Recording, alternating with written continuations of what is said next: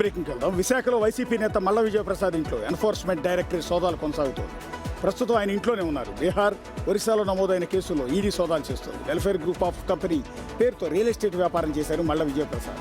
గతంలో ఆయనపై ఒరిస్సాలో కేసు నమోదైంది. అరెస్ట్ కూడా అయ్యారు. ఆ కేసులో 3,000 కోట్ల వరకు అక్రమాలు జరిగినట్టు గుర్తించారు. ఇప్పుడు ఆ అంశంలోనే ఈడీ తనిఖీ చేస్తోంది. వైజాగ్ రాజు దగ్గరికి వెళ్దాం. రాజు, ఏంటిది ఎన్నో ఏళ్ల నుంచి సాగుతోంది, దాదాపు 2010 నుంచి ఈ కేసు విచారణ కొనసాగుతోంది. మళ్ళీ ఇన్నాళ్ల తర్వాత ఎందుకు వచ్చారు ఈడీ అధికారులు? ఎందుకు కొత్త కోణం ఏమన్నా వెలుగులోకి చూసింది? అది అంటే వరుసగా కేసులు నమోదవుతున్నాయి. గతంలో ఒరిస్సాలో కేసు నమోదైనటువంటి నేపథ్యంలో అప్పుడు మల్ల విజయప్రసాద్ను అరెస్ట్ చేశారు. మళ్ళీ ఇప్పుడు కంటిన్యూగా కేసుల సంఖ్య పెరిగినటువంటి నేపథ్యంలో ప్రస్తుతం మల్ల విజయప్రసాద్ ఇంటికి అటు బీహార్ అదేవిధంగా ఒరిస్సాకు సంబంధించినటువంటి పోలీసులు అయితే ప్రస్తుతం వచ్చి తనిఖీలు అయితే నిర్వహిస్తున్నారు. ఏకకాలంలో అటు మల్ల విజయప్రసాద్ ఇంటి దగ్గర అదేవిధంగా అతని కార్యాలయాల్లో కూడా సోదాలు అయితే నిర్వహిస్తున్నటువంటిది అయితే ఉంది. ముఖ్యంగా మల్ల విజయప్రసాద్ ప్రస్తుతం ఈ సోదాలు జరుగుతున్న సమయంలో ఇంట్లోనే ఉన్నారు. అయితే పోలీసులు కూడా, ఎందుకంటే లోకల్ పోలీసు అని ఎవరు సహాయం తీసుకోలేదు, ఇక్కడ సిఆర్పిఎఫ్ అని తీసుకుని ఈడీ అధికారులు అయితే ఇక్కడికి వచ్చినటువంటిది అయితే ఉంది. మొత్తం లోపల ఒక టీము, ఒక ఐపీఎస్ ఆఫీసర్ ఆధ్వర్యంలో లోపల ఒక టీం కూడా ఉన్నట్టుగా తెలుస్తుంది. వాళ్ళందరూ కూడా ప్రస్తుతం ఈ సోదాలు అయితే కొనసాగిస్తున్నారు.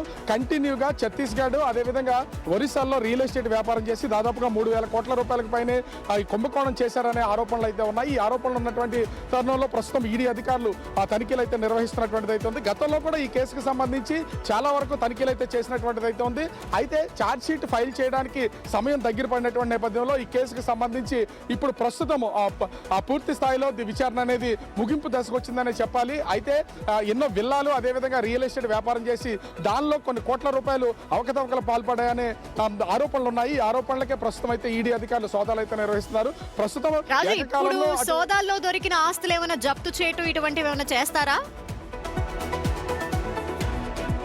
అంటే ఇప్పటికే అటు ఒరిస్సాలోను ఛత్తీస్గఢ్లోను అదేవిధంగా ఆంధ్రప్రదేశ్ తెలంగాణలో ఇప్పటికే ఆస్తులు జప్తు చేశారు. అది ఈడీ ఆధ్వర్యంలో ఉన్నాయి. వీటికి సంబంధించినటువంటి పూర్తి వివరాలని ప్రస్తుతం అయితే తీసుకుంటున్నటువంటిది అయితే ఉంది. ఆ వివరాలన్నింటినీ క్లారిఫై చేసుకున్న తర్వాత ఈడీ అధికారులు ఆ పేపర్స్ మీద సంతకాలు తీసుకునే అవకాశం అయితే ఉంది. ఎందుకంటే గతంలోనే ఈ కేసుకు సంబంధించి ఒరిస్సా పోలీసుల్లో పెట్టినటువంటి కేసులో అరెస్ట్ చేశారు. కొన్ని రోజులు జైల్లో ఉండి వచ్చినటువంటిది అయితే ఉంది. ఇప్పుడు ప్రస్తుతం బెయిల్లో ఉన్నారు.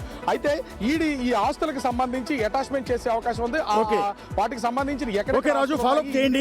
ఆయన మల్ల విజయప్రసాద్ కనుక ఇంట్లో ఉంటే ఆయన వెర్షన్ కూడా తీసుకోండి.